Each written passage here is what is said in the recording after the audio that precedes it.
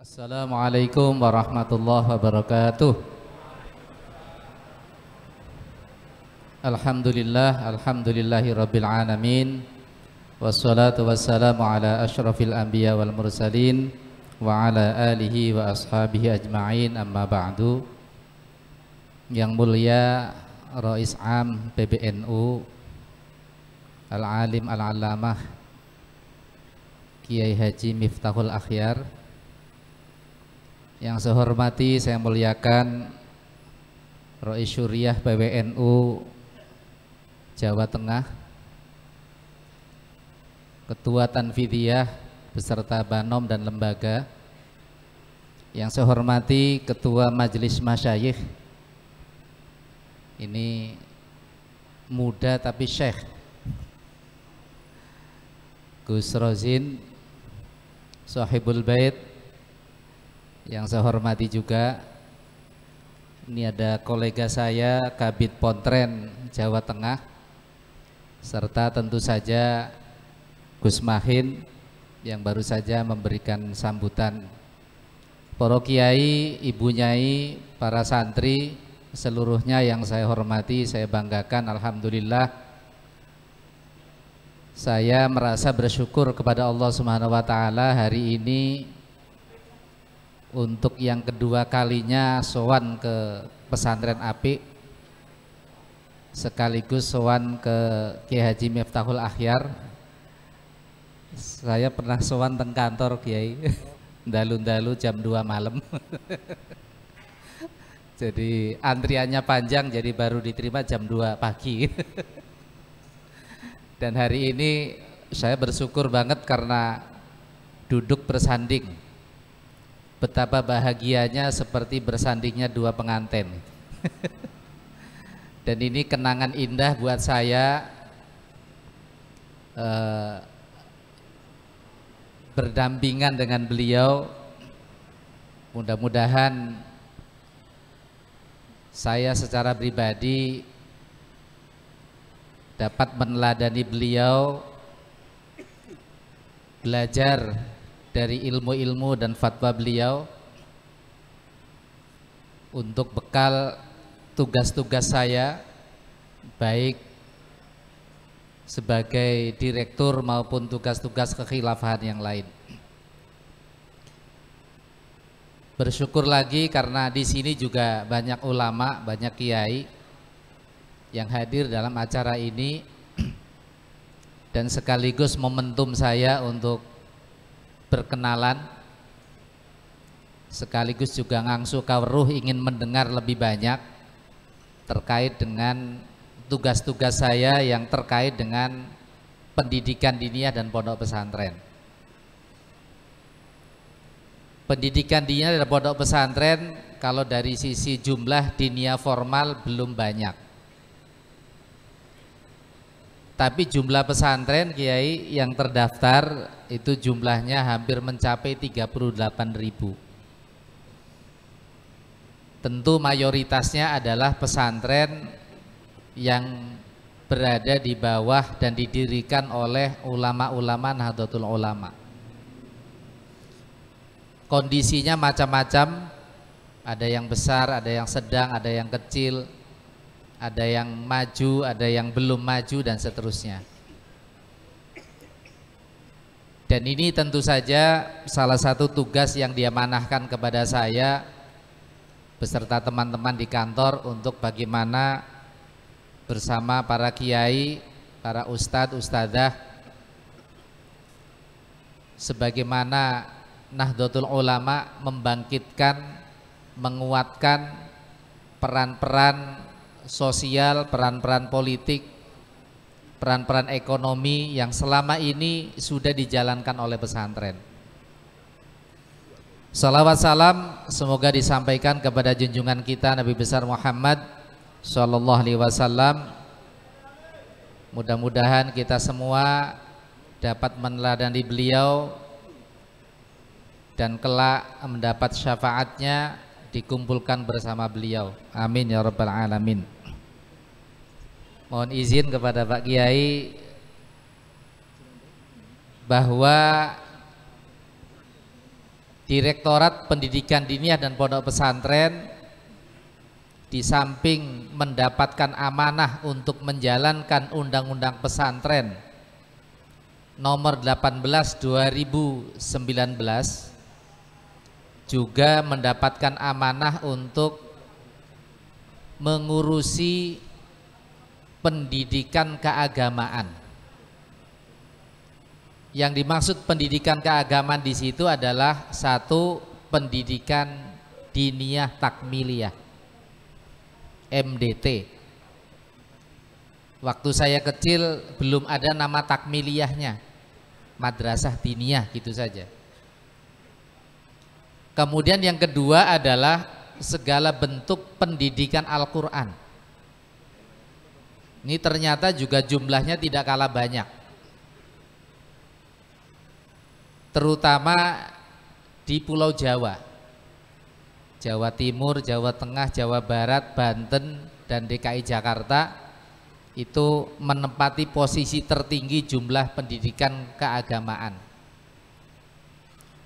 Dan ini diatur dalam Peraturan Pemerintah nomor 55 tahun 2017.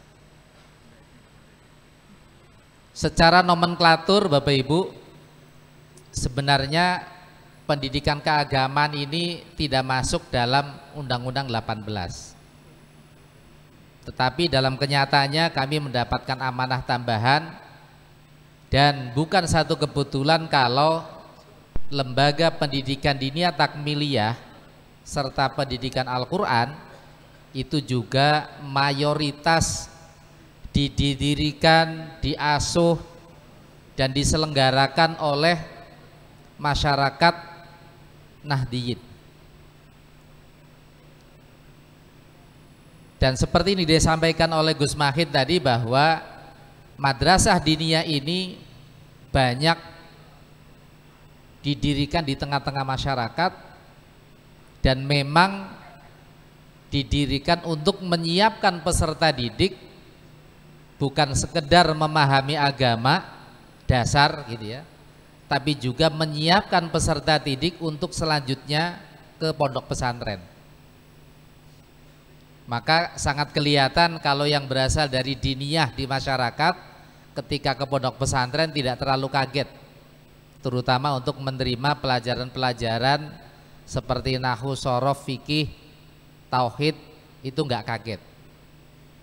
Yang kaget itu ketika hanya SD, hanya sekolah dasar, yang di situ pelajaran agamanya tidak banyak. Nah, karena posisi strategis inilah Bapak Ibu, kami memiliki concern untuk bagaimana menguatkan madrasah diniyah takmiliyah ini.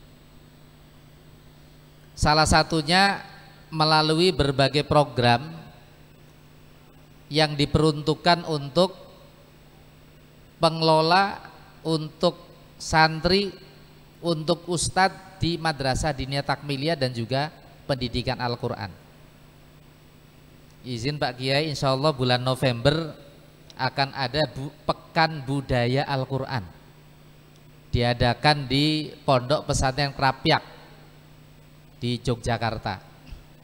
Ini sekaligus juga untuk menggairahkan, sekaligus memberikan distingsi bahwa belakangan ini ada fenomena masyarakat yang seolah-olah berkomitmen untuk mengajar Al-Quran, tapi kemudian diduga sebagai apa?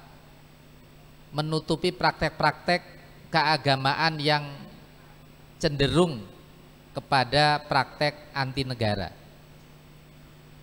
Lah maka kami mengingatkan bahwa ketika belajar Al-Quran, anak-anak didik kita diajak untuk mencintai tanah air, bukan melawan negara.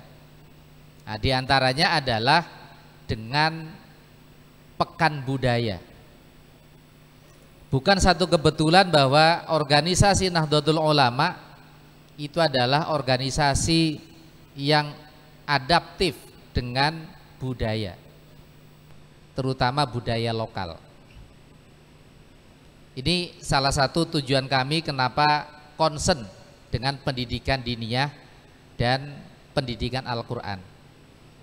Dan karena itu wajar kalau kemudian tadi Gus Mahir menyampaikan bahwa pendidikan diniyah secara kurikulum dimaksudkan untuk menjaga ideologi aswaja yang sudah beberapa belakangan tahun ini mendapatkan tamu yang tidak diundang yang disebut dengan ideologi transnasional.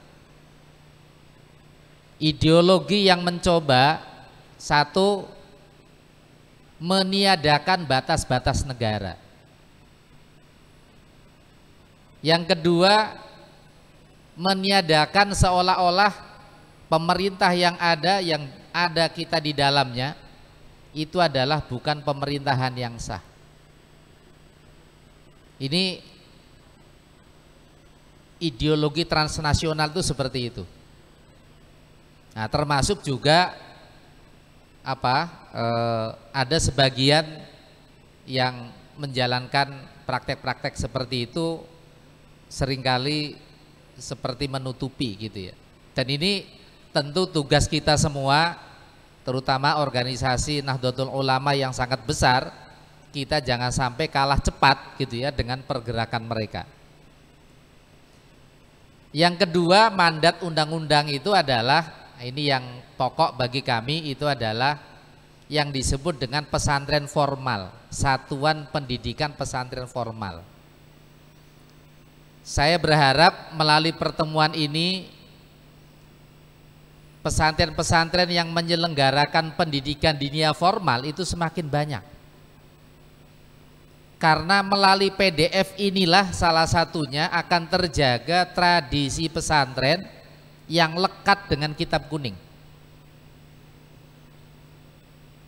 Kalau pesantren-pesantren lebih banyak mendirikan sekolah formal, bukan berarti tidak penting seperti SMP, SMA, SMK, Sanawiyah Aliyah, bukan tidak penting, penting juga.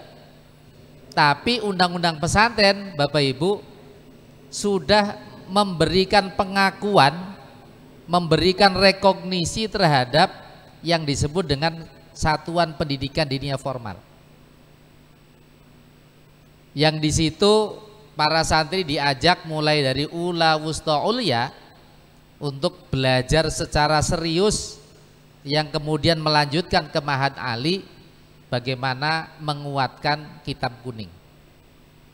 Dan sejak ula sampai nanti ulya dan Ma'had Ali itu pembelajarannya bukan juz'iyah, tapi secara utuh mempelajari kitab. Nah, kalau mohon maaf di SMP, di SMA, meskipun di pesantren, tentu lebih banyak hanya nafilah atau takmiliyah, penyempurnaan. Jadi Bapak Ibu, monggo, kebetulan ini Gus Fat yang ada di sini itu adalah ketua asosiasi pendidikan diniyah formal.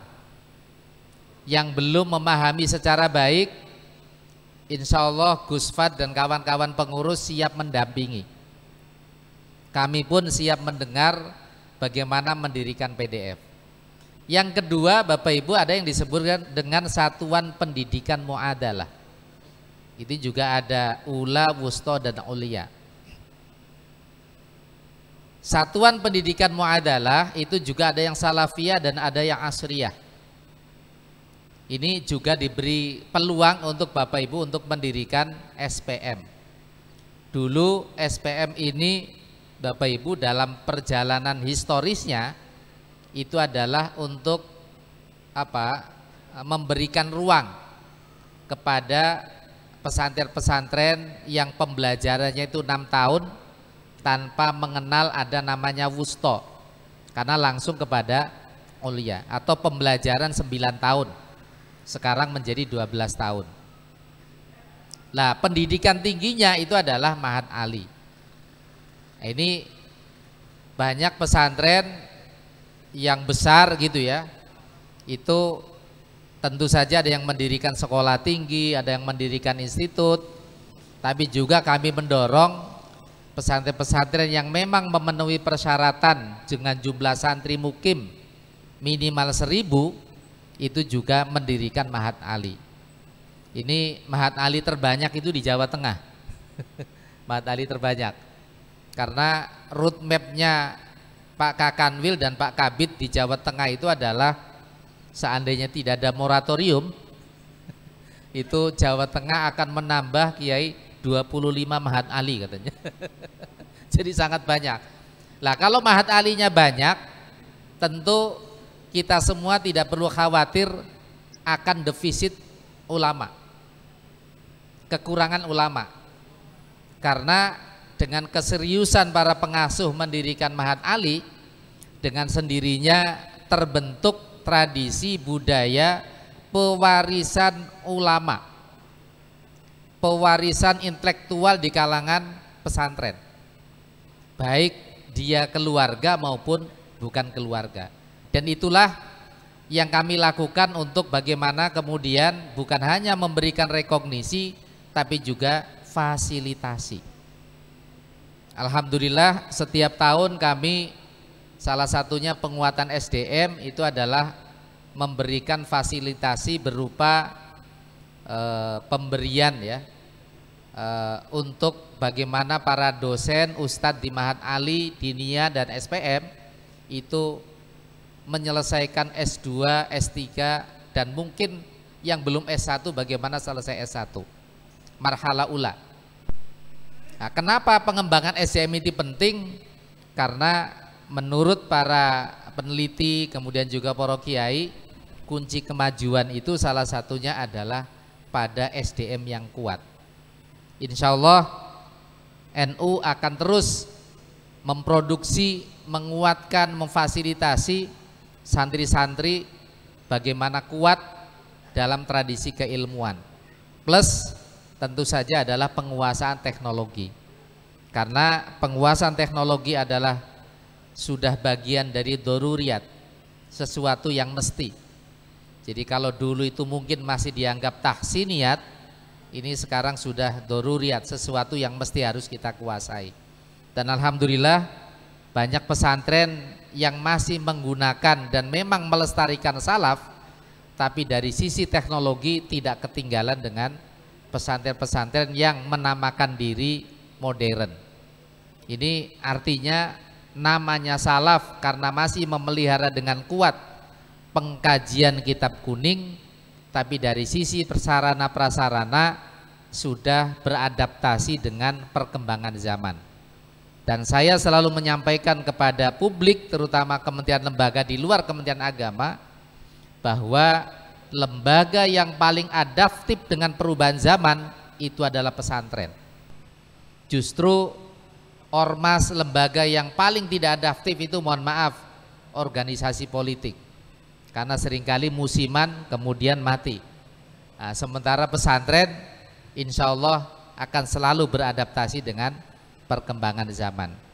Ketika pesantren belum membuka sekolah, sekolah kalau memang perlu dibuka oleh pesantren. Kalau pesantren belakangan kemudian ada internet, banyak sekali sekarang pesantren-pesantren yang memang berbasis digital. Terakhir kami mohon melalui forum ini Bapak Ibu, karena undang-undang pesantren itu ternyata salah satu implikasinya adalah bagaimana kita tertib administrasi. Nah ini Gus Rozid ya, tertib administrasi. Data guru, data santri itu ternyata kita harus memilikinya secara baik. Alhamdulillah kami belum lama ketemu dengan Ketua Pusdatin ya. Ternyata dari 30.000 pesantren yang ada dalam data kami, yang baru masuk di Dapodik Kementerian Pendidikan dan Kebudayaan itu belum mencapai angka 2.000. Ini apa? Sebuah ironi gitu ya. Nah, makanya kami akan rembugan bagaimana data-data pesantren, data guru, data siswa yang ada di pesantren itu betul-betul terekam dengan baik, sehingga kemudian Bappenas sebagai Badan Perencana Pembangunan Nasional bisa memberikan afirmasi lebih kuat kepada lembaga-lembaga pendidikan pesantren, pendidikan diniyah, dan lembaga pendidikan keagamaan. Demikian sekedar pengantar diskusi. Mudah-mudahan dari pertemuan ini kita bisa mengetahui lebih banyak, terutama dari masyayikh, bagaimana kita memperkuat kelembagaan kita, terutama secara administratif kenegaraan. Wallahul muwafiq ila aqwamit thoriq. Wassalamualaikum warahmatullahi wabarakatuh.